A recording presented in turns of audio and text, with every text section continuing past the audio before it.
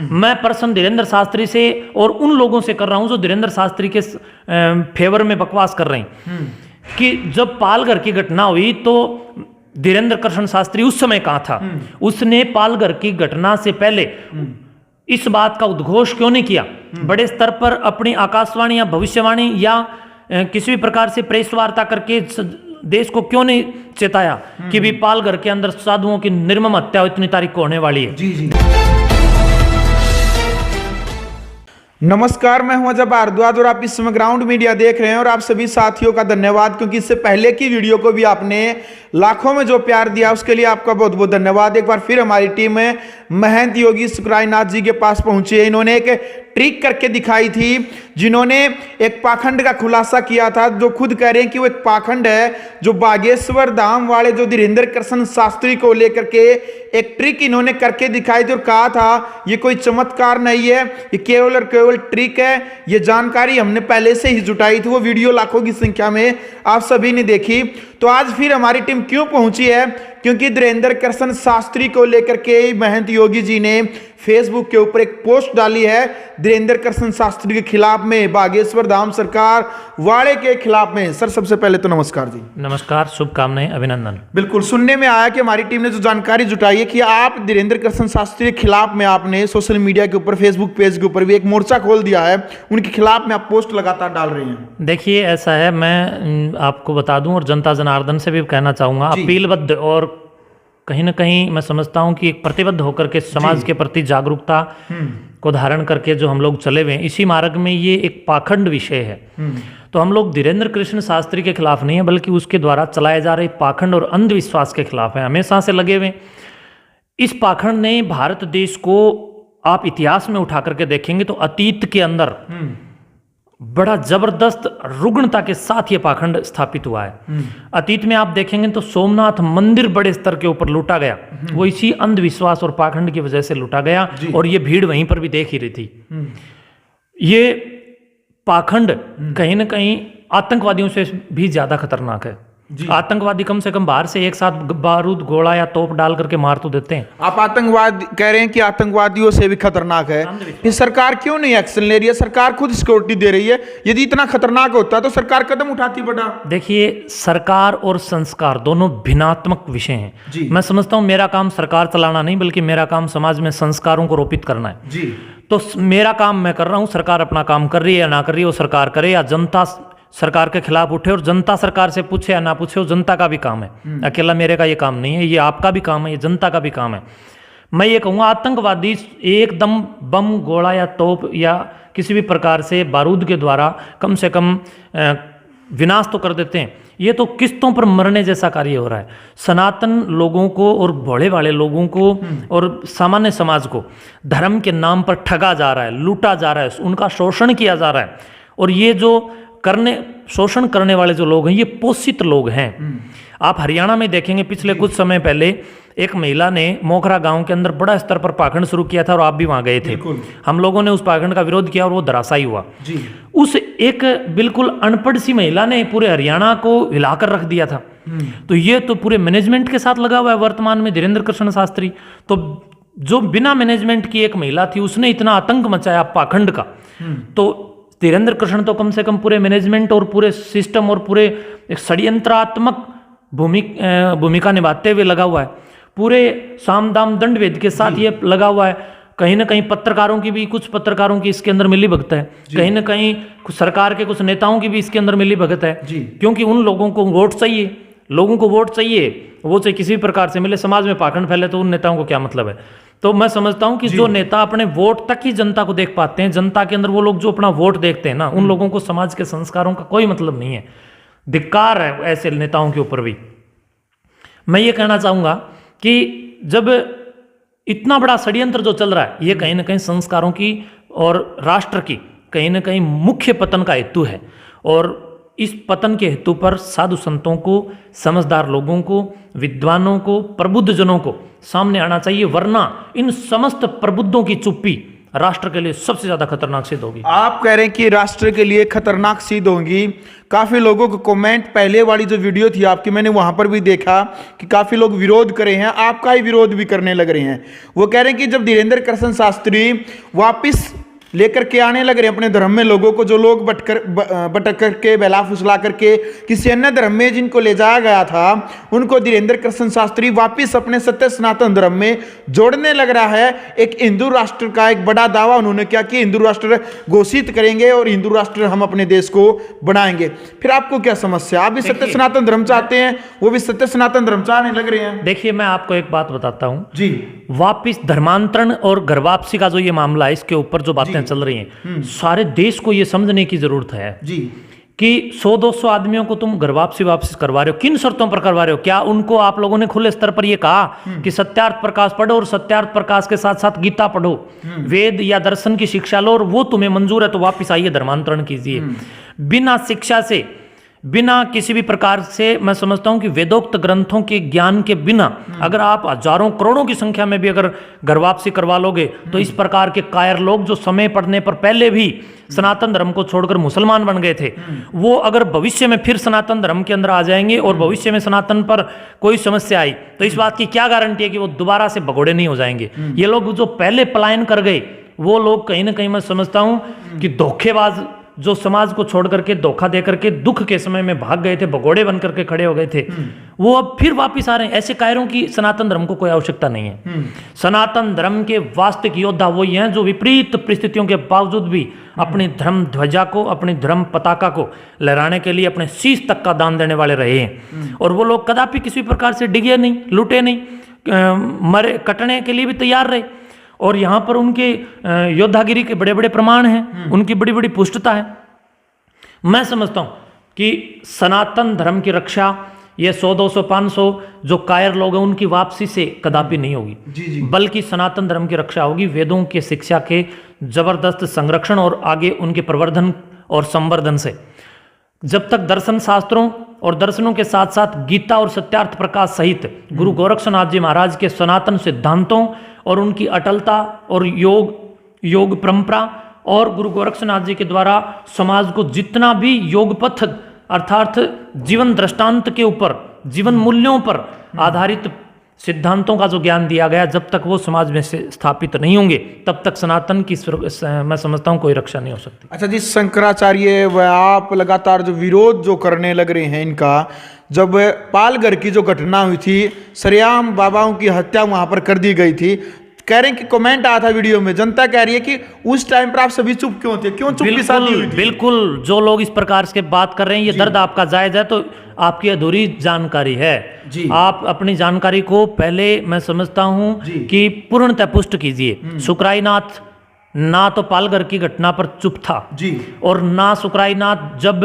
Pulwama attack हुआ जब चुप था। हम लोग कभी चुप नहीं थे और ना भविष्य में रहेंगे। हम समाज के जागरूक प्रहरी हैं और हम सब समाज के जागरूक प्रहरियों का ये दायित्व और कर्तव्य बनता है कि हम सब लोग अपने अपने कर्तव्य निष्ठता के साथ कर्तव्य परायण होकर के जब भी समाज, धर्म या सिद्धांतों की हानि का कोई विषय सामने आता है तो उसके ऊपर बोलें और जनता को जागरूक करें। हमने पहले भी किया और हम आज भी कर रहे हैं। मैं पर्सन धीरेन्द्र शास्त्री से और उन लोगों से कर रहा हूं जो धीरेन्द्र शास्त्री के फेवर में बकवास कर रहे हैं कि जब पालघर की घटना हुई तो धीरेन्द्र कृष्ण शास्त्री उस समय कहाँ था?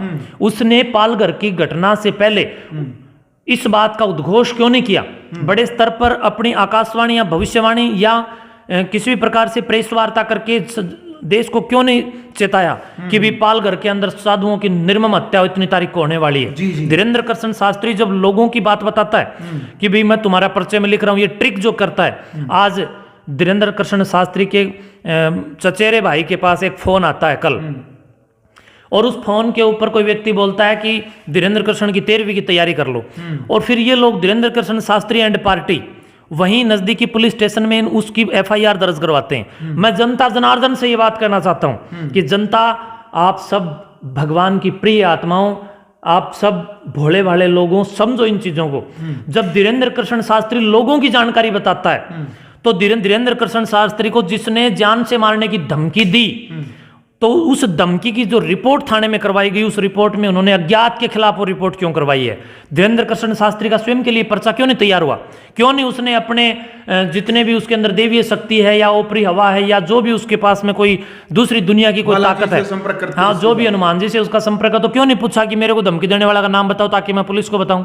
उसको धमकी जिस व्यक्ति ने दी है, उस धमकी देने वाला का नाम एफआईआर में इन्होंने बिल्कुल नहीं दिया। इन्होंने कहा किसी अज्ञात व्यक्ति ने जान से मारने की धमकी दी है। अज्ञात का तुम्हें ज्ञात नहीं, तो फिर बताइए जो अज्ञात लोग पंडालों में बैठे उनका ज्ञान कहां से हो जाएगा? ये सब ट्रिक, ये चालबाजी छोड़ो, ये ढोंग छोड़ो और जनता इस बात को समझे कि जब जो आदमी खुद के प्राणों के ऊपर संकट आया खड़ा है और खुद के दुश्मन को जो आदमी पर्चा बना करके नहीं पहचान पा रहा, वो तुम्हारा पर्चा क्या खाक बनाएगा? इस प्रकार के लोग जो चालाक हैं और अपनी चालाकी के द्वारा समाज के कहीं ना कहीं सामाजिक, आध्यात्मिक और सामाजिक विकास की गति में अवरोधक बन करके जो खड़े हैं और अंतर्राष्ट्रीय स्तर पर इस देश की, मैं समझता हूं कि कहीं ना कहीं किरकिरी करने के लिए जो लोग तैयार हैं, यही धीरेन्द्र कृष्ण शास्त्री कर रहा है और इसके सिवाय कुछ नहीं है। दूसरी बात, कायर लोगों की फौज सनातन धर्म को बिल्कुल नहीं चाहिए। एक मुट्ठी भी अगर आकाश के अंदर सूर्य एक है ना, करोड़ों तारों की कोई वैल्यू नहीं। वो एक सूर्य जब उदय होता है तो पूरी धरती को प्रकाश दे देता है। उसी प्रकार एक मुट्ठी भर अगर सनातन धर्मी वास्तव में अखंड और अक्षुण और अडिग हैं, तो मैं समझता हूं कायरों की यहाँ कोई आवश्यकता नहीं है। मैं ये समझता हूं कि हम लोग हिंदू मुसलमानवाद छोड़ करके सनातन धर्म की लाइन को बड़ा करने के लिए सनातन पर्वरों और सनातन पर्वों और उनके पर्व त्योहारों और सनातन गौरव के लिए योगेश्वर श्री कृष्ण, योगेश्वर श्री राम जैसे, महाराणा प्रताप जैसे जितने भी योद्धा खड़े होकर के युद्ध करके सनातन राष्ट्र के गौरव को सुरक्षित करने के लिए आगे आए, उनकी वीर रस से जनता को जागरूक करें, वीरता फैलाने का काम करें। मैं समझता हूं कि जब भारत के हमारे प्रत्येक गांव में से घर घर से सीता और राम निकलेंगे, घर घर से लव और कुश निकलेंगे, घर घर से कृष्ण निकलेंगे, तो अपने आप सनातन की रक्षा होगी। आप ये सोचते हो कि छोटा मोटा ट्रिकबाजी करके या 15, 20, 50 गरीब और दबे कुचले लोगों को तुम लोग इधर खड़े करके ये कहो कि हमने घर वापसी करा दी, मैं समझता हूं कि उन लोगों से कहीं सनातन की रक्षा नहीं होगी। बिल्कुल योगी जी, मेरा एक पर्सनल व्यक्तिगत प्रश्न आपसे, कभी सैनीवास धाम का आप उस पाखंड का विरोध करते हैं, कभी मोखरे वाली साध्वी का विरोध करते हैं, कभी राष्ट्रगान को ही आप कहते हैं कि गलत है, कभी आप अलग अलग तरीके से अभी धीरेन्द्र शास्त्री का विरोध करने लग रहे हैं और आपके ऊपर जानलेवा हमला भी हो चुका है कई बार, फिर भी अब आपको डर नहीं लगता कि आप लगातार जो विरोध करते हैं और जो बड़े बड़े व्यक्ति हैं जो उनसे आप टक्कर लेते हैं सीधा? नहीं, देखिए मैं ये समझता हूँ कि व्यक्ति कोई भी उम्र से या पद से जो बड़े हैं, मैं समझता हूँ कि हमें तो ऋषियों का जो तत्व ज्ञान पढ़ा है, हमने जो वेदों में, उपनिषदों में, दर्शनों में या ऋषि एक से एक जो ऋषियों को हमने अपने मन मस्तिष्क के अंदर स्थापित किया है, उन्होंने हमें यही सिखाया कि सामने वाला कितना भी बलिष्ठ क्यों ना हो, अगर वो विधर्मी है तो उसका विरोध करो, बेशक प्राण ही क्यों ना जाए, और सामने वाला अगर धर्मात्मा है तो वो बेशक कितना भी गरीब क्यों ना हो, उससे फिर भी हमसे मैं चाहता हूँ कभी भी उस धर्मपूर्वक धर्मपरायण व्यक्ति का बुरा कभी भी ना हो तो इसलिए डरने की हमें कोई किसी प्रकार से आवश्यकता नहीं है। अगर इस प्रकार से हम डरें तो चीन कितना बड़ा मजबूत और शक्तिशाली देश है, भारत की सेना अगर ये सोचे कि हम चीन के साथ टक्कर लेंगे तो फिर चीन वाले जितनी भी किसी भी प्रकार से कुंठितता हमारी सेना के ऊपर बरतें या अपनी गलिचता या अपनी दानवता भारत की सेना पर बरसाएं तो क्या वो उसके मजबूत और शक्तिशाली देश के गौरव को देख करके चुप्पी साध के बैठ जाएं? मैं समझता हूं जिस प्रकार शक्तिशाली देश के साथ लड़ने के लिए हमारे देश की सेना तैयार है, उसी प्रकार हम सब साधु संतों को भी सामने वाले शक्तिशाली विधर्मियों के साथ लड़ने के लिए तैयार और तत्पर रहना चाहिए। मैं उसके लिए तैयार हूं। डर मेरा जूता भी नहीं कभी नहीं सकता, डरना कभी नहीं। समाज के लिए काम करना है, लोगों को जागरूक करना है। समाज को जागरूक करना इतना आसान नहीं है। जब मैंने समाज को जागरूक करने का ही काम किया था तभी एक नशेड़ी ने मेरे सिर में वो कुल्हाड़ा मारा था। और हम लोग हरियाणा प्रांत के अंदर जा करके नशाखोरी का विरोध कर रहे हैं, नशाखोरी के खिलाफ लोगों को जागरूक कर रहे हैं। तो हरियाणा के अंदर जो नशा माफिया गैंग के जो गुंडे हैं वो लोग भी मेरे प्राणों के प्यासे हैं, वो लोग भी मुझे मारना चाहते हैं। लेकिन कोई बात नहीं, किसी के ऐसे चाहना से कुछ नहीं हो सकता। मैं समझता हूँ हम सब वेद के और दर्शन शास्त्र के मार्ग पर चल रहे हैं। हम सब लोग योगेश्वर श्री कृष्ण की गीता पर आधारित जीवन वृत्तांत को आगे बढ़ते और बढ़ाने के लिए दिन रात लगे हुए हैं। हम सब लोग गुरु गोरक्षनाथ जी महाराज के सिपाही हैं। हम सब लोग गोरक्ष दयानंद की परंपराओं को आगे बढ़ाने वाले लोग हैं। हमें कदापि इस देश ने, आप इतिहास में देखेंगे, जिन्होंने अच्छे काम किए, स्वामी दयानंद जी को ही देख लो, मार दिया। बिल्कुल। इस देश के अंदर जितने अच्छे अच्छे दार्शनिक सामने आए उन लोगों को बेमौत मरना पड़ा। इस देश के अंदर जितने ऋषि साधु महात्मा सामने आए सबको बेमौत मरना पड़ा। हम लोग तैयार हैं, मरो वे जोगी मरो मरण है मिठा, तिस मरणी मरो तिस मरणी गोरक्ष मरी दिठा। तो हम लोग गोरख के मार्ग पर मर करके मैं ये चाहता हूं कि कहीं ना कहीं उस असीम और एक शानदार सुख और समृद्धि की प्राप्ति करेंगे, जिसमें मरने पर भी हमें कहीं ना कहीं एक जबरदस्त संगीत और आत्मीयता और एक विशेष मोक्ष की अनुभूति होगी। चलो भाई देखो, कई मुद्दे हैं, कई बातचीत हैं, उन मुद्दों को लेकर के हम लगातार जो बातचीत है वो करने लग रहे हैं महंत योगी शुक्लानाथ जी से। अच्छा जी, आप कह रहे हैं कि भाई वो पाखंड है जो धीरेन्द्र कृष्ण शास्त्री जो लाखों की भीड़ जो इकट्ठा कर रहा है, आप लगातार उसको करेंगे, वो पाखंड को फैला रहा है। अच्छा, वहाँ पर पढ़े लिखे व्यक्ति हैं, डॉक्टर हैं, आईपीएस आईएएस ऑफिसर हैं और बड़े बड़े एमएलए मंत्री मुख्यमंत्री तक वहाँ पर जाने लग रहे हैं और उनका आशीर्वाद लेने लग रहे हैं। फिर लाखों की भीड़ और इतने मतलब जो वेल एजुकेटेड होते हुए वहां जाने लग रहे हैं, फिर वो क्या मूर्ख हैं? फिर देखिए, मैं आपको ये बता दूं, जितनी ये भीड़ वहां जा रही है, ये भीड़ ही तो है जो लुट के आती है। कभी शराब के ठेके पर, आपने देखा होगा पीछे जब लॉकडाउन था तो जो लॉकडाउन थोड़ा सा शराब के ठेके खुले थे, यही भीड़ थी जो वहां मरने मारने को तैयार थी शराब की बोतलें प्राप्त करने के लिए। तो भीड़ देख करके आप ये ना सोचें कि वहां जहां भीड़ इकट्ठा है तो इसका मतलब ये है कि वहां देवत्व का ही यज्ञ हो रहा हो।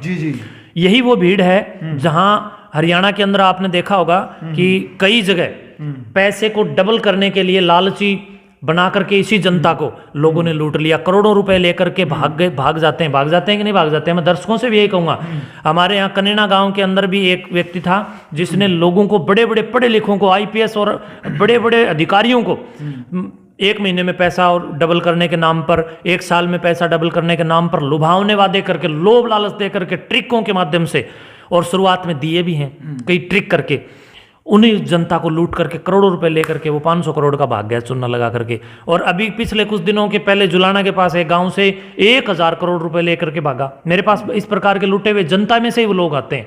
अभी पंचकुला में से मेरे पास एक परिवार आया और उन्होंने आकर के यहाँ मठ में बैठ करके मेरे सामने रोई, वो महिला और उसका पति दोनों।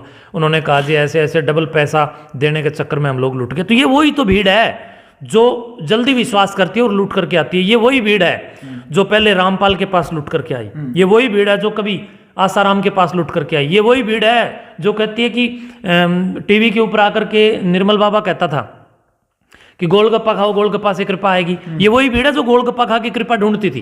तो इसलिए भीड़ इकट्ठा है। और ये वो नेता हैं जो हर रोज शाम को बड़े बड़े बेशकीमती नशेड़ी बना देने वाली जो शराब की बोतलें उनके डाटे तोड़ते हैं। तो इसलिए ये वही भीड़ है जो अंडे, मांस, मिट्टी, शराब सेवन आदि इत्यादि के करती है।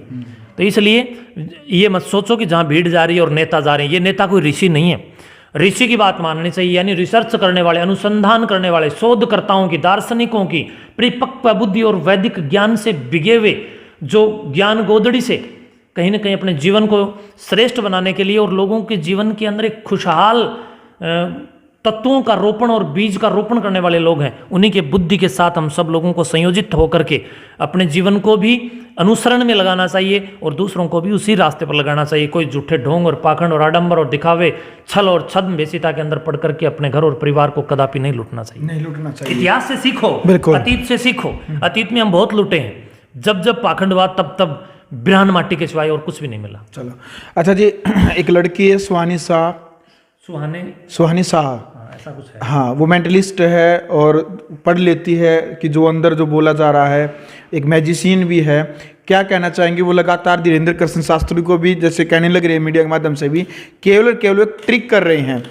वो उसका चमत्कार बोलते हैं, जादूगर उसको जादू बोलते हैं। और वो ट्रिक इसलिए नहीं बता रही जनता को ताकि जो जादूगर जो भाई हैं, जो अपना रोजी रोटी जो चलाने लग रहे हैं, ताकि उनकी रोजी रोटी को लात न लगे। देखिए, जहां पाखंड होता है उसके आसपास में इसी प्रकार का एनवायरनमेंट तैयार हो जाता है। उसका कारण क्या, मान लो जिस गांव में पाखंड होता है उस गांव में से आसपास के जितने शहर हैं, उन शहरों में जो लोकल गाड़ियां चलती हैं, लोकल गाड़ियों के ड्राइवर और कनेक्टर होते हैं, उनका बिजनेस बढ़ता है। तो वो लोगों को और ज्यादा ये कहेंगे, हाँ यहाँ ये होता है, यहाँ आने से ये होता है, यहाँ इच्छाएं पूरी होती हैं, या यहाँ ये बाबा तो मैं क्या कह सकता हूँ इन लोगों को, ये लोग हैं कुछ तथाकथित कथावाचक। साधुओं के नाम पर तो ये लोग ढोंग करके बट्टा लगाने का काम कर रहे हैं। और ये लोग घर गृहस्थी हैं, बाल बच्चेदार हैं सारे, ये साधु नहीं है, बाबे नहीं है, इनको बाबा मत कहो।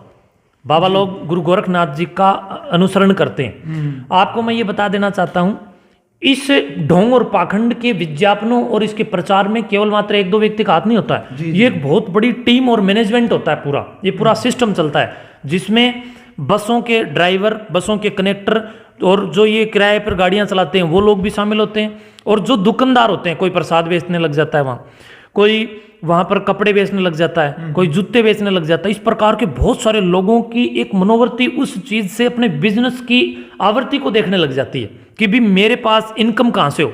इनकम की सोर्स में अंधे और हवस में रातों रात करोड़पति होने के सपने देखने वाले लोग इन पाखंडों का प्रचार करके एक पाखंडी के नीचे करोड़ों करोड़ों रुपए कमाने के लिए अपनी दुकानें चलाने लग जाते हैं। वो सब के सब इकट्ठा हो जाते हैं, और जब उनका विरोध कोई करता है वो सब हजारों की संख्या में वो पाखंडी उसको मारने के लिए आगे बढ़ते।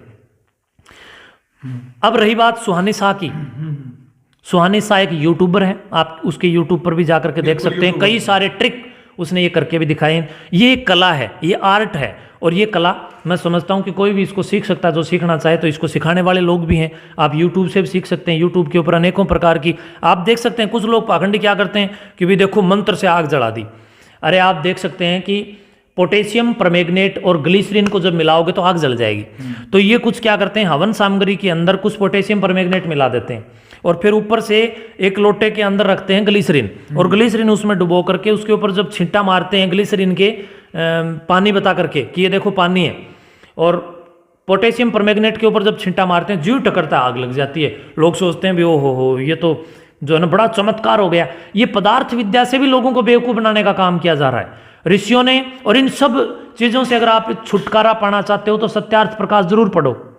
सत्यार्थ प्रकाश, इन सब योगी जी आदित्यनाथ जी का भी एक वीडियो वायरल हुआ है। सत्यार्थ प्रकाश ही रखी है। हाँ, सत्यार्थ प्रकाश मेरे पास रखा है, आप सत्यार्थ प्रकाश ग्रंथ को पढ़ें जी। और सत्यार्थ प्रकाश से भी आपका पेटा ना भरे तो गुरु गोरखनाथ जी की गोरखवाणी को जरूर पढ़ें। गुरु गोरखनाथ जी से भी पेटा ना भरे तो आप महाराज गोपीचंद भर्तृ जो थे उनमें से भर्तृ जी का भर्तृ से तक पढ़ें, और उनसे भी पेटा ना भरे तो ऋषि सिद्ध चरपटनाथ जी महाराज के चरपट ग्रंथ को पढ़ें। इन सब पाखंडों और बेवड़ेपन और बुद्धपन से छुटकारा यही ग्रंथ आपको दे सकते हैं। और इनसे भी पंडा आप लोग इनको पढ़ करके भी इन पाखंडियों से पंडा ना छुटा पाएं तो आप दर्शन शास्त्रों को जरूर पढ़ें।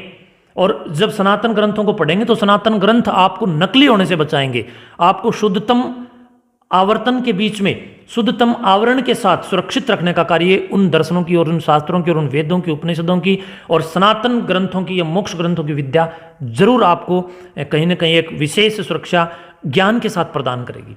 तो इन पाखंडों में आप लोग बिल्कुल ना उलझें। ये केवल और केवल हाथ का छलावा। एक बार एक जादूगर मेरे को मिला, उसने एक छोटे से बच्चे को पकड़ा और पकड़ करके उसके कान को ऐसे गिलास को लेकर के और उसमें ऐसे कान का झटका मार के कहा तो दूध का भर दिया। तो मैंने कहा भी फिर तो तेरे को यहाँ जरूरत थोड़ी है, तेरे को मैं मिल्क प्लांट में ले चलता हूँ, तू वहीं उसके कैन और टैंक भर दे, ताकि मतलब वो बेचारे जो गांव से कैन भर भर करके खरीद रहे हैं वहाँ जरूरत ही नहीं पड़ेगी। तू मिल्क प्लांट में तो तेरे कोई 2 करोड़ में खरीद लेंगे, तो 50 करोड़ का दूध तैयार कर देना वहाँ। सब उसने कहा महाराज जी ये मेरी एक ट्रिक थी और ये एक आंखों का धोखा है और कुछ नहीं। इसके साथ साथ दूसरी बात मैं ये बताऊंगा कि हमारे मठ में पिछले कार्यक्रम में हमने एक जादूगर आया, उसने कुछ जादू दिखाया, तो एक छोटा सा डब्बा उसके पास था। उस डब्बे में उसने कहा कि ये खाली डब्बा है ना, देखो सभी जनता को। मैंने कभी कहा भी ठीक है खाली है दिखा। बोले इसमें से मैं आपको कबूतर निकाल के दिखाऊं? तो मैंने कहा ना ये काम मत करना भाई, कबूतर नहीं दिखाना। तो बोला जी मैं छोटे कुत्ते का एक छोटा बच्चा निकाल के दिखाऊं? मैंने कहा ना ये काम करना तू, जो लोग जागरूक नहीं है उनके सामने तू इस डब्बे में से अगर बोले जी मैं कुछ भी निकाल के दिखा सकता हूँ। मैंने कहा तो इस डब्बे में से हमारे हरियाणा के मुख्यमंत्री मनोहर लाल खट्टर जी को निकाल के दिखा। सही बात है भाई, जब मानेंगे ना भाई हाथ के द्वारा या किसी भी प्रकार अपनी चालाकियों के द्वारा, जो यहाँ हमारे आसपास में जो कुतरू हैं, छोटे छोटे कुत्ते हैं, जो पिल्ले हैं, उनको तुम पकड़ के रखते हो और अपने हाथ की सफाई से भी हमें आंखों का धोखा करके तुम उस डब्बे में पैक कर देते हो और निकाल देते हो। कबूतर भी आसपास वाले दिखाते हो। मैंने कहा तो साउथ दक्षिण अफ्रीका का कबूतर इसमें से निकाल, तोता निकाल तुम दक्षिण अफ्रीका का, जब मानू तो ये हमारे आसपास होने वाली चीजों को ही तू ट्रिक के माध्यम से दिखा करके लोगों के दिल और दिमाग के ऊपर इस बात की छाप छोड़ता है कि तू चमत्कारी है। तब उसने बिल्कुल पैर पकड़ लिए। मैंने कहा छोड़, तू मेरे गांव के सरपंच को निकाल दे डिब्बे में से। तब उसने अपनी हार मानी। आप लोग भी ये प्रश्न करने लग जाओ। दूसरी बात, जब ये देश 786 साल तक मुसलमानों के गुलाम था, इस्लामिक सल्तनत यहाँ पर राज करती थी, मुगल तुगल चुगल यहाँ पर राज करने वाले बहुत रहे हैं। उस दौरान इस प्रकार का एक भी पाखंडी सामने नहीं आया, और कोरोना के टाइम पर भी एक भी पाखंडी ने कोरोना को अपनी मंत्र शक्ति से नष्ट नहीं किया। दूसरी बात, 200 साल तक अंग्रेजों ने खूब छिताई करी है यहाँ अपने पूर्वजों की, उनके साथ बड़ी गलीचता इन लोगों ने अंग्रेजों ने की, तब एक भी इस प्रकार का लोग सामने नहीं आया। अब रोटड़ी खा के जब थाली में टुकड़ा बचने लग गया, तब ये ढोंग शुरू कर दिए। हर तीसरी लेडीज में हनुमान जी आ गई, हर चौथी लेडीज के अंदर काली माता आ रही है। ये सब पाखंड है, वेद विरुद्ध कार्य है, ये ढोंग है, ये शास्त्र विरुद्ध कसौटियां हैं जो कि आपको लूटने का काम करती हैं, आपका शोषण के साथ, और शोषण के विरुद्ध सिवाय और कुछ भी नहीं कर सकती। तो इसलिए इनसे बचो। चलो भाई, वीडियो आपने देख लिया। फिलहाल अब कमेंट बॉक्स में आपने अपनी राय रखनी है महंत योगी शुक्राईनाथ जी के जो विचार हैं, उन विचारों को लेकर के, यानी कि अब क्रिया की जो प्रतिक्रिया है वो अब आपने कमेंट बॉक्स के माध्यम से लिखनी है। धीरेन्द्र कृष्ण शास्त्री को लेकर के जो खिलाफत में एक पोस्ट जो वायरल जो लगातार महंत योगी जी जो करने लग रहे हैं, उन्हीं विषयों को लेकर के जो फिलहाल पूरे देश के अंदर जो चलने लग रहा है मीडिया, सोशल मीडिया के ऊपर जो वीडियो वायरल जो होने लग रही है, उसके पीछे की असल सच्चाई जो क्या है, उस बात का जो पर्दाफाश है महंत जी ने जो किया है। अब आप अपनी राय रखें, वीडियो को ज़्यादा से ज़्यादा शेयर करें। ग्राउंड मीडिया के लिए अपने कैमरामैन सहयोगी के साथ मजा भारद्वाज। शुभकामनाएं। राष्ट्र निर्माण की जानकारी के लिए ग्राउंड मीडिया चैनल को सब्सक्राइब करें और शेयर करें।